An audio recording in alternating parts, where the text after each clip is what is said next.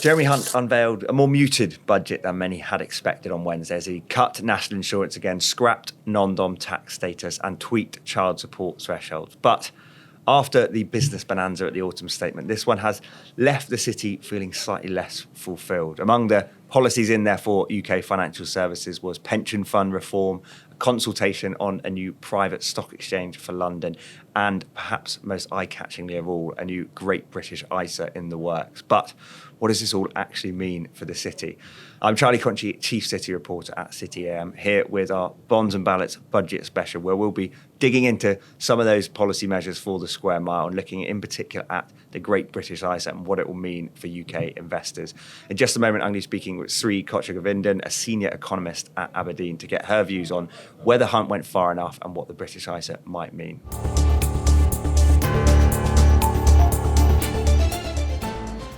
If we just look at this as specifically as a sort of city business financial services budget, we obviously had quite a big business-focused autumn statement. Yep. Did this deliver in terms of what the city's looking for as a company?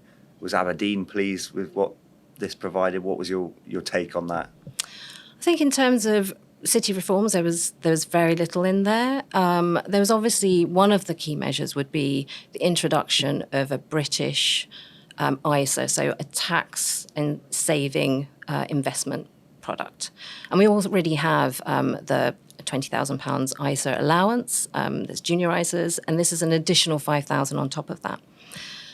And it's great to try and incentivize investors into directing those funds into British shares. That's great news, but it's quite minimal in terms of the impact. It's just the number of people who actually own ISAs, who are actually on top of those investments, that investment culture, it's quite small in the UK relative to other countries. So in terms of the impact in investments into UK firms, it might be quite limited, unfortunately. I think it seemed like that was almost the read of the city. We saw a couple of big retail investment platforms coming out and saying similar things yesterday as well.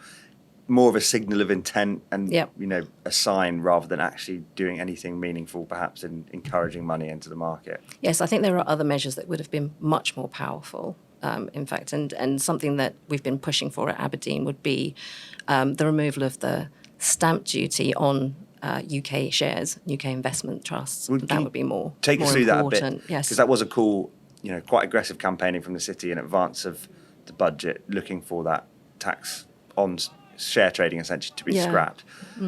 There was no movement on that yesterday. What impact would that have had? Do you think that is something we might see down the line potentially in future?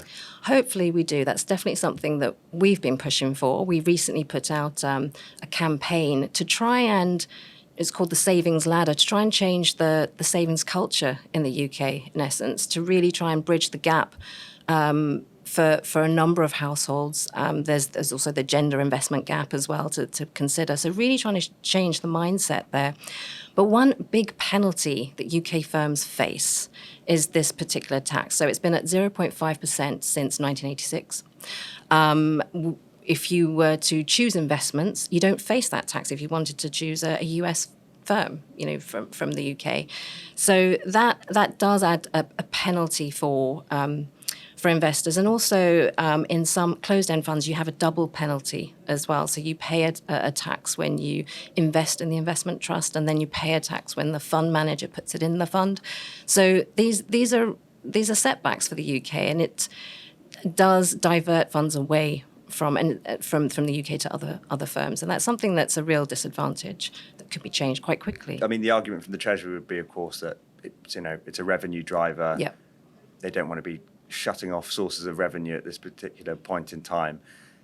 Would that Understood. do you grasp that argument? Are there ways in which tax revenue would be made up in other places, perhaps, if that particular tax was to be scrapped? I think in terms of longer term outlook, this could be much more meaningful as a revenue generator. I mean, the government want to increase investment in UK firms.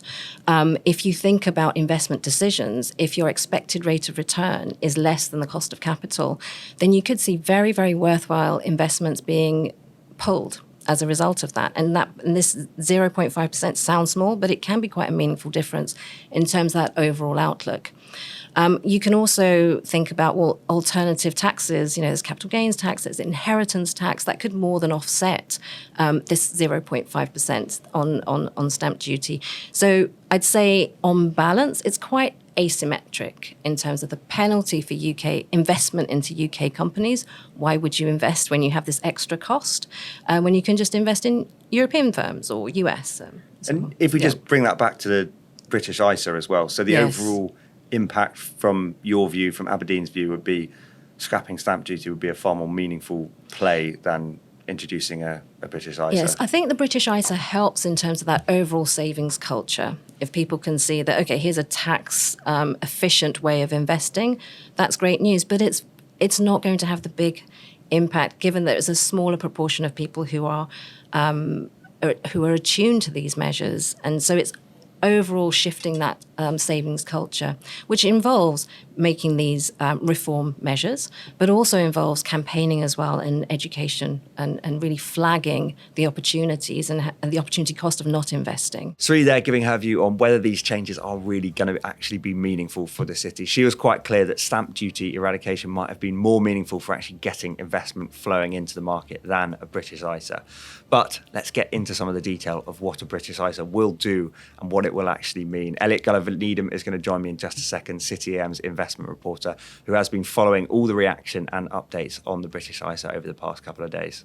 So Elliot, British ISA, one of the big city-focused policies to come out of the budget yesterday, ostensibly sort of move to get more money flowing into the stock market by British investors. Can you just take us through, first of all, I suppose, what the changes will actually mean and what a British ISA will be? Yeah, sure. So obviously you have the normal ISA where you can invest 20 grand a year without having to pay tax on the returns. This will be kind of an addition to that. You can invest an extra 5 grand, but it has to go towards UK equities. And it's been pitched for a while, since kind of September last year. There were rumours it was going to be in the autumn statement, but then it was left out, and now it's coming in. Finally getting it. And timelines wise, are we expecting it this year? What does it look like? So there's a 3-month consultation.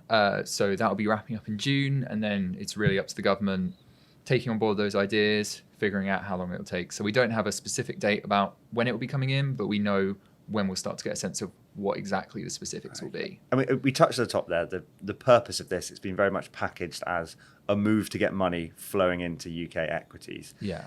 Is that actually likely? Does it seem like this is going to be, the panacea to the troubles facing the stock market at the moment? It seems unlikely. A lot of people have been calling it out as a gimmick, saying that, only 15% of people actually top up their ISA to the full 20 grand. So you're going to have a very small pool of people going up to the 25. The people who have been supportive of it, rather than saying, yes, this is great, this is going to solve our problems, they're using words like good step in the right direction. Right. So I think it's reassuring for the city to see that the government obviously knows this is a problem, but will this solve everything? Almost certainly not. I mean, investment platforms, obviously, I suppose you could say the beneficiary of this kind of change. Mm-hmm. What's the reaction been like actually in the city? You mentioned there's, sort of lukewarm, a step in the right direction. Do they think it is meaningful? Well, I mean, AJ Bell, their CEO, was very vocally against it, calling it doomed to fail and useless. Hargreaves Lansdowne has been, like you said, lukewarm on it. I think people are happy that the government is paying attention, but I think they would rather they put their efforts elsewhere, focus on getting on more IPOs in the stock market, getting people more excited in other ways than this idea. We touched on the lukewarm reception from the big investment platforms. Has there been other pockets of cheering and hurrah over the fact that this has actually finally been announced then? Not really. I mean, I haven't seen anyone who is really, really, really excited about this. It feels a lot more like people are glad that they're doing something, and something, I guess, is better than nothing.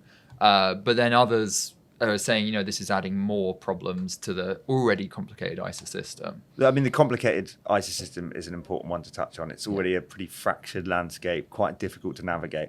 Is this essentially just going to add to the options and the confusion? Yeah, no, I definitely think it's adding to the confusion. I've had people personally messaging me, asking me to explain it. I mean, when it was originally being rumoured in the autumn statement last time, instead the Chancellor brought in these reforms to simplify the ISA system, which I think was widely recognised as a good thing. But to simplify it and then the next time to add more complications, it seems kind of complicated, right? Elliot, there were some pretty clear views on what the city thinks of the new British ISA and whether it will really move the dial, and some troubling questions perhaps around whether this is just going to add to complexity facing retail investors. So what do you think? Is the British ISA really going to move the dial on investment into the city? Let us know what you think in the comments below and click here to subscribe.